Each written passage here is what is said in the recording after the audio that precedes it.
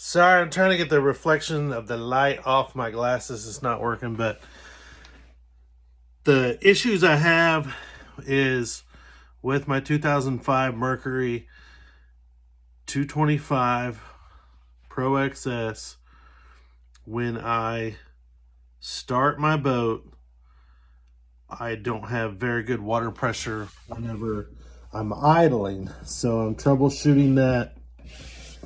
It could have been a thermostat. It could have been something clogged up in the pee hole. It could have been something with my water pump. So I've replaced the water pump. I've checked all the lines that run to my water pressure gauge. My pee hole's fine. I'm peeing water from the back of the boat. And I only get that air when the motor, I guess, is cold or at idle at the start of my day. Once the motor, I take off on plane, it might go off one more time, then go into Guardian mode, and then I shut it down, let it warm up, take off again, and then I have 20 psi water pressure. Everything is perfect. It's running great. So if I just go through all that initial process, I'm fine, but I want to fix the problem. So like I said, diagnosing everything, got into the poppet valve. This obviously looks horrible, so we're going to replace that. So that's what we're going to do. Stand by, I'll show you the parts that I ordered. I probably did a little overkill on the parts, but we replaced the entire cover assembly and put it in the side of the motor where the poppet valve goes. Again, I'm not a mechanic. I am just a do-it-yourself guy taking care of his own maintenance, trying to get back out on the water and go fishing. So follow along here and we'll go through the parts and get them back in there. So all the parts for the poppet valve assembly obviously is in the service manual. Here's the part number for the screw. I'll list all these, but here's a part number for the cover assembly. It comes with the gaskets that you need. These are the two gaskets, but if you buy the cover assembly, those come with it. I got all these numbers out of the service manual, but the spring, the plate assemblies, again, the gaskets, the grommet, the poppets, and the diaphragm is the only thing I'm replacing.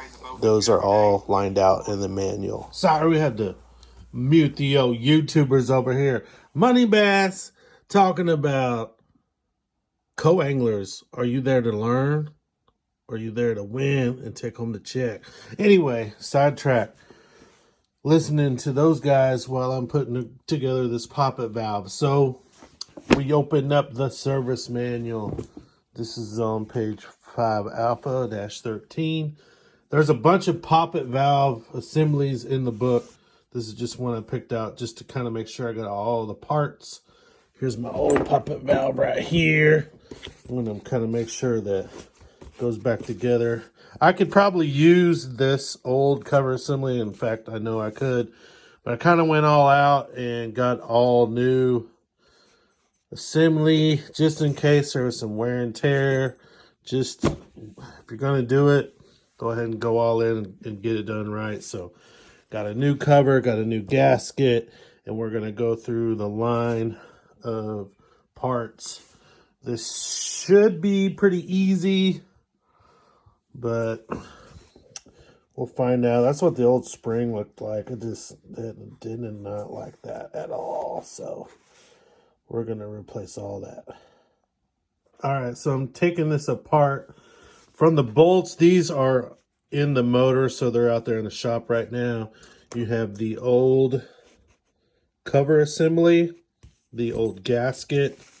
Then we are at the screw. That comes unscrewed, so I just unscrewed it. That's going to come off. The screw comes out of there.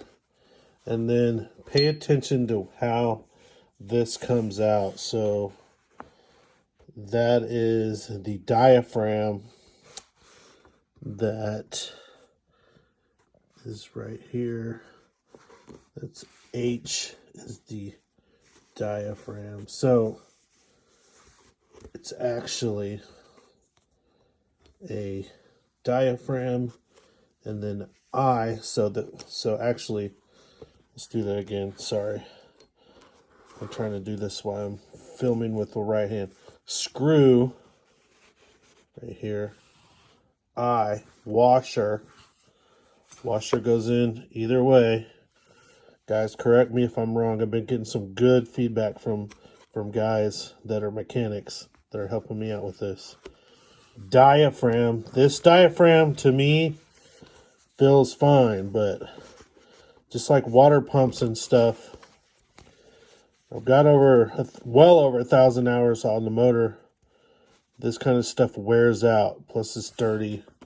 I could definitely wash that out. I could probably reuse that, but we are going to replace it with this diaphragm. Okay, get through the diaphragm. Then we go up to the inner plate. So the inner plate is here. Okay. And then kind of to the meat of the deal here. We've got a gasket, which we will replace with this part number. So when you order this, of course it says at 2, so you will use one of these with the cover assembly. But the cover assembly, if you order one, comes with a gasket. Like I said, I don't think I needed to order a new cover assembly, but we'll kind of look at it a little closer whenever we bring it out. You could definitely get away with just replacing the gasket, not the entire cover assembly. But keep in mind, when you order the cover assembly from Mercury, it does come with a gasket. To me, a gasket's no big deal. So anyway, it comes with 2 gaskets. Then really, if you just wanted to buy the spring and the Poppet, I probably could have done that. So with me just digging into it, I'm just going to replace everything. I know you guys are probably getting tired of me saying that, but here's the spring. There's the part number, and here is the Poppet. So I just wanted to show you guys all of those before I put them all together. I have also, as you see from the Poppet, you have you have a grommet and you have a carrier. Those are still in my motor right now. I'm going to go ahead and replace them, but I don't have the old ones taken out. I just have from here down to the cover assembly taken out of the boat right now. So anyway, that's all the part numbers. If you grab them, I'll list them out, and that's what we're throwing back together. So I don't have my tripod set up, but you can see how it all goes back together. Cover assembly, gasket, plate assembly. Inside, you've got your screw, your diaphragm with the plastic washer to the plate assembly, another gasket, spring, and your Poppet. And then if you want to replace your grommet easily fits over that, and then this fits in the hole in the side of your motor. So that's how it goes back together, and I will try to video it going back into the motor. But pretty simple. Now, since I have the 2 extra gaskets, I will keep a hold of them, and then when I periodically, maybe once a year, or after I'm in a place with a lot of gravel, I might suck up some junk and mud and crud. So I'm going to get in here and clean this out. And then if I have to, I will have gaskets to replace here. So here we go. Put it back in the motor. All right, I just did a horrible job of videoing me putting the poppet valve back in, but this is where it's at. It's on the starboard side, looking from the back. It's down here. Everything pops right back in, just like we showed in the book. There's the gaskets. Now, guys, don't kill me on this. I used red Loctite on the bolts, which I think you're supposed to use blue. And I used the water pump thermostat housing on the gasket. That is not what the service manual calls for, but it is in there. It is not coming out. We will pray and see if it works properly. Gotta be better than it was, but. All right, so we're done putting the poppet valve in. Again, I am not a certified mechanic. We have taken all of these crappy parts out and replaced them, put a brand new poppet valve in, including gaskets and cover assembly. Hopefully the diaphragm works better with a new spring instead of this old spring. If you have any questions, I will try to answer them. Remember, I'm not a certified mechanic, not sponsored by Mercury, just a dude going fishing, trying to stay on the water with a 20-year-old motor, almost.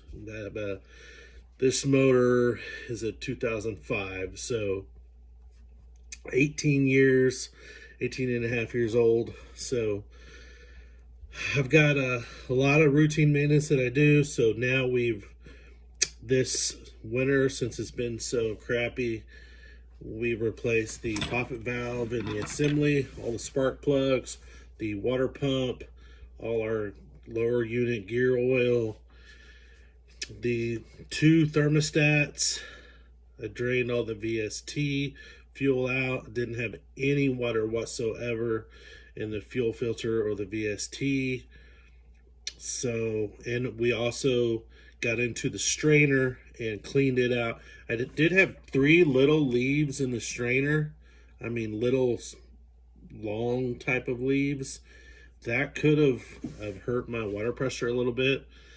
So we'll see what happens. It's super cold here, but I do fish all winter long, so I'm anxious to get back out on the water as long as it's not iced over. So we should know here in a week or so if I either really screwed something up or did well putting all these new routine maintenance parts back on the boat. See you later. Thanks for watching.